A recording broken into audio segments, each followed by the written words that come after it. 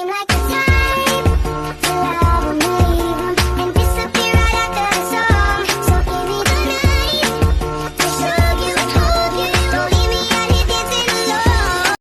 Baik, yang pertama saya akan menjelaskan tentang konsep dasar strategi pembelajaran bahasa dan sastra Indonesia. Menurut Vina Sanjaya tahun 2006, strategi pembelajaran adalah rencana atau tindakan termasuk pengguna, metode, dan pemanfaat berbagai sumber daya alam pembelajaran. Yang menurut Kosma dalam Sanjaya tahun 2007, strategi pembelajaran adalah kegiatan yang dipilih untuk memberikan bantuan kepada peserta didik menuju tercapainya tujuan pembelajaran.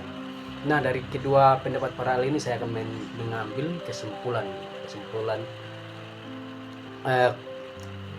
konsep dasar strategi pembelajaran adalah sebuah rencana atau rancangan yang disiapkan oleh guru untuk mempersiapkan pembelajaran, baik itu metode pembelajaran, dari model pembelajaran dan lain sebagainya. Baik, yang kedua saya akan menjelaskan tentang fungsi strategi pembelajaran bahasa dan sastra Indonesia. Menurut Atma Zaki yang menyatakan bahwa tujuan pembelajaran bahasa Indonesia adalah agar peserta didik untuk memiliki kemampuan berkomunikasi yang baik dan benar sesuai dengan etika yang berlaku, baik secara lisan maupun tulisan. Menurut Modegiono tahun 1993, berfungsi sebagai panduan bagi guru dalam merancang dan melaksanakan proses pembelajaran yang terarah dan sistematis.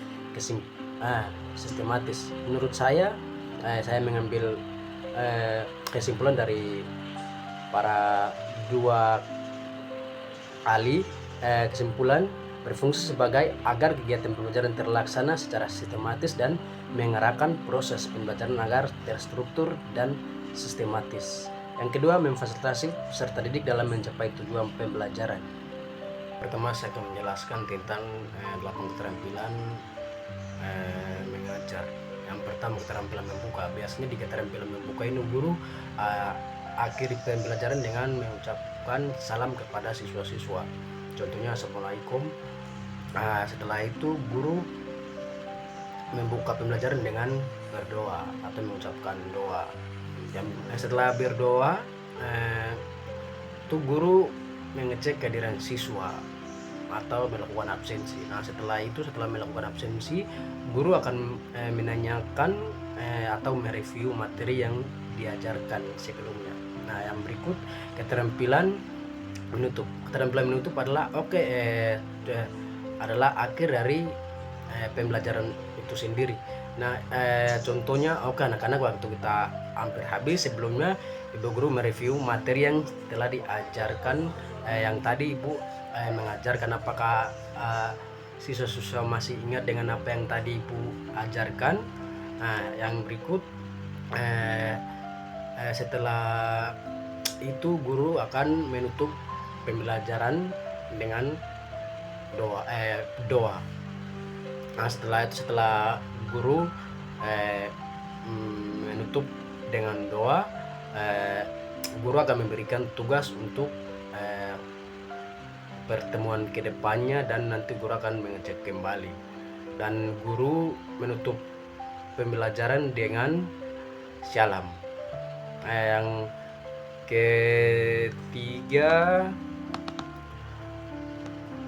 keterampilan menjelaskan ini guru akan menyampaikan pembelajaran. Guru juga akan menghubungkan materi dan pengetahuan siswa, kemudian ibu guru juga memberikan kesimpulan pengetahuan dasar. Ibu guru menyampaikan inti materi atau juga memberikan ilustrasi tentang materi yang diajarkan supaya siswa lebih mudah untuk memahami apa yang guru mengajarkan kepada siswa. Yang berikut keterampilan membimbing diskusi.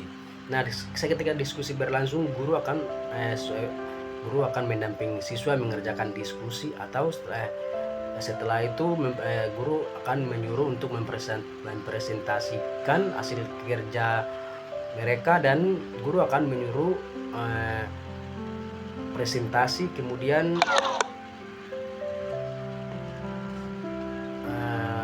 yang berikut keterampilan mengelola kelas. Dengan keterampilan mengelola kelas ini, menurut analisis saya, siswa ramai di kelas dalam kegiatan pelajaran.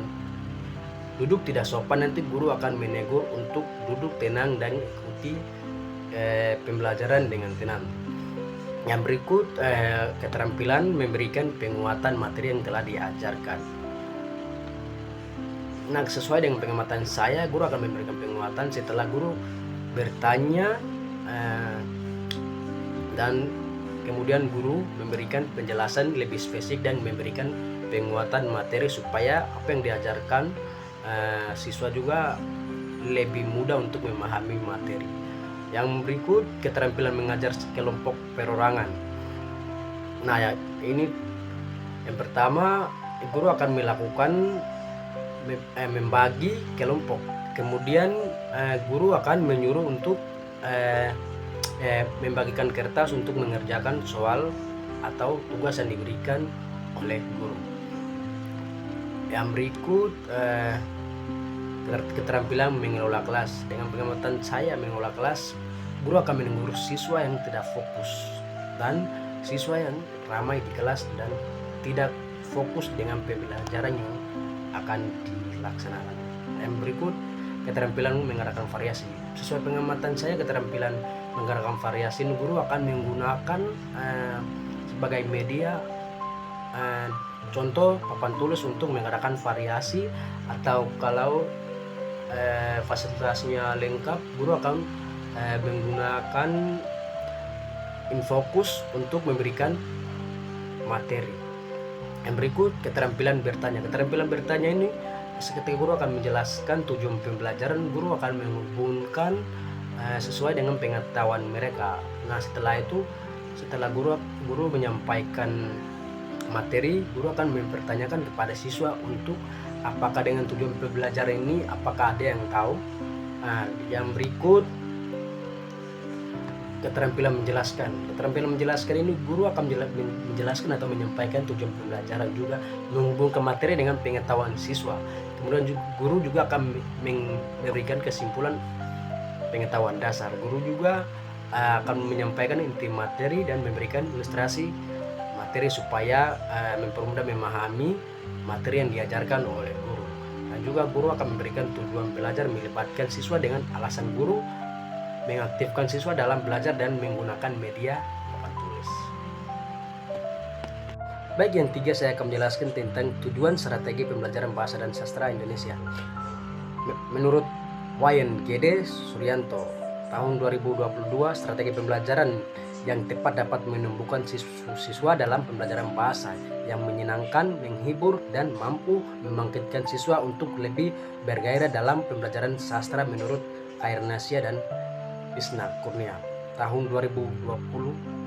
Strategi pembelajaran bahasa Indonesia bertujuan untuk meningkatkan keterampilan berbahasa serta didik dalam menyimak, berbicara, membaca, dan menulis. Hal ini penting berkomunikasi dalam interaksi sehari-hari. Nah, dari kedua hal ini saya akan mengambil kesimpulan berkomunikasi secara efektif dan efisien sesuai dengan etika yang berlaku baik secara lisan maupun tulisan. Yang kedua, menghargai dan bangga menggunakan bahasa Indonesia sebagai bahasa persatuan negara Indonesia. Yang ketiga, memahami bahasa Indonesia dan menggunakan dengan tepat dan kreatif untuk berbagai tujuan. Yang ketiga, agar siswa memiliki kemampuan untuk berbicara dan berpikir kritis secara sistematis. Baik, yang berikut saya akan menjelaskan tentang bandingkan model, metode, pendekatan pembelajaran bahasa dan sastra Indonesia. Di sini saya akan membandingkan. Nah, yang pertama, model atau pola desain pembelajaran menyeluruh menggabungkan pendekatan metode teknik model discovery learning atau saat mengajarkan puisi atau cerita. Sedangkan strategi adalah rencana keseluruhan untuk mencapai tujuan pembelajaran, menentukan cara mencapai kompetensi siswa. Strategi membaca kritis untuk teks eksposisi, contoh. Nah, yang berikut, teknik adalah langkah-langkah praktis yang diterapkan di kelas melaksanakan metode secara langsung. Dan teknik bermain peran dalam drama atau contohnya teknik Yang kedua, metode adalah secara sistematis berdasarkan pendekatan mengatur langkah. Pembelajaran metode yang diambil contoh ceramah atau diskusi membaca secara intensif. Model atau pola desain pembelajaran menyeluruh menggabungkan pendekatan metode. Contoh metode discovery learning saat mengajarkan puisi atau cerita. Strategi adalah rencana keseluruhan untuk mencapai tujuan pembelajaran, menentukan cara mencapai kompetensi siswa. Contoh strategi membaca kritis untuk teks eksposisi.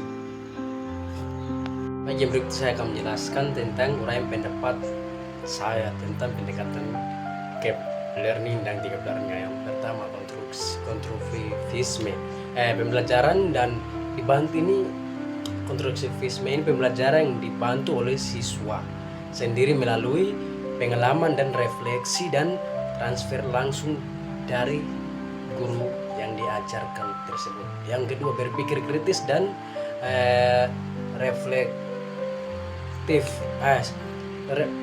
Berpikir kreatif dan reflektif ini siswa diajak untuk menganalisis, mengevaluasi, dan mengembangkan pemikiran berdasarkan pemahaman mendalam.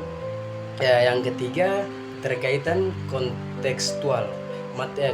Keterkaitan kontekstual ini berhubungan tentang materi yang dikaitkan dengan kehidupan nyata atau lintas disiplin sehingga lebih bermakna dan aplikatif bagi siswa. Baik, yang berikut saya akan menjelaskan tentang perbandingan model-model kreatif dalam pembelajaran bahasa dan sastra Indonesia dan contohnya. Yang pertama, berbasis proyek atau project based learning. Model ini menekankan pada keterlibatan siswa aktif dalam membuat produk nyata. Misalnya, contoh, siswa membuat video dokumenter tentang perkembangan puisi modern di Indonesia. Yang kedua, model blended learning menggabungkan dalam model ini menggabungkan dalam pembelajaran tatap muka dengan daring. Contohnya, siswa membaca buku tapi melalui platform digital dan mendiskusikan secara langsung di kelas. Model yang ketiga, model private classroom. Model ini lebih mengajukan siswa mempelajari dasar di rumah dan mendalami materi melalui aktivitas di kelas. Model yang keempat, model discovery learning model ini menekankan siswa untuk menemukan konsep melalui eksploitasi. Contohnya, siswa diminta untuk mengamati teks sastra dan menemukan sendiri jenis-jenis dan majas yang digunakan. Baik, yang berikut saya akan menjelaskan tentang uraian konsep dasar strategi pembelajaran. Yang pertama, pengertian. Kedua, karakteristik, dan yang ketiga, proses atau prosedur. Yang pertama, pengertian pembelajaran mikro. Pembelajaran mikro merupakan metode atau pelatihan pembelajaran dalam skala kecil yang bertujuan mengembangkan keterampilan mengajar tertentu melalui praktik langsung. Metode ini biasanya dilakukan dalam waktu yang singkat atau melibatkan jumlah siswa yang terbatas. Karakteristik pembelajaran mikro. Yang pertama, fokus pada satu tujuan, beberapa keterampilan mengajar. Yang kedua, durasi yang singkat. Yang keempat, jumlah siswa yang terbatas. Yang berikutnya, menggunakan siklus yang meliputi perencanaan, pelaksanaan, evaluasi, dan perbaikan. Yang berikutnya adalah disertai densin tersial umpan balik langsung dari pengamatan atau rekan.